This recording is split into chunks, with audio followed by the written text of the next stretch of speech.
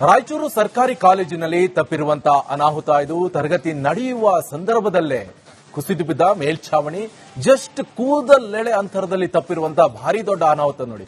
ರಾಯಚೂರಿನ ಬಾಲಕರ ಪದವಿ ಪೂರ್ವ ಕಾಲೇಜಿನಲ್ಲಿ ನಡೆದಿರುವಂತಹ ಘಟನೆ ಇದು. ಕಳೆದ ವರ್ಷ ಕಟ್ಟಡ ಕುಸಿತದ ಎಚ್ಚರಿಕೆ ನೀಡಿದ್ದಾರೆ ವಿದ್ಯಾರ್ಥಿಗಳು.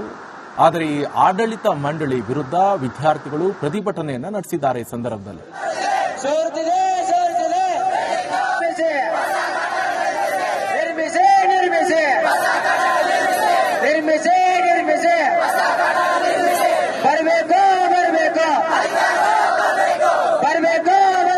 ಸುಮಾರು 30 ವರ್ಷದ ಹಳೆ ಕಟ್ಟಡವಾಗಿದ್ದು ಸಂಪೂರ್ಣ ಕಟ್ಟಡ ಶಿಥಿಲಾವಸ್ಥೆಯಾಗಿದ್ದು ಮಳೆಗಾಲ ಬಂದಾಗ ಭೀಕರ ಪರಿಸ್ಥಿತಿ ಇದೆ.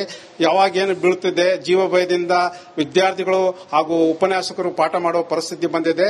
ನಾವು ಇಲಾಖೆಗೆ ಮತ್ತು ಮಾನ್ಯ ಜಿಲ್ಲಾಧಿಕಾರಿಗಳಿಗೆ ಎಲ್ಲ ಗಮನ ತಂದಿದ್ದೇವೆ. ಇಷ್ಟರಲ್ಲೇ ಆಗತ್ತಂತ ಭರವಸೆ ಕೊಟ್ಟಿದ್ದಾರೆ.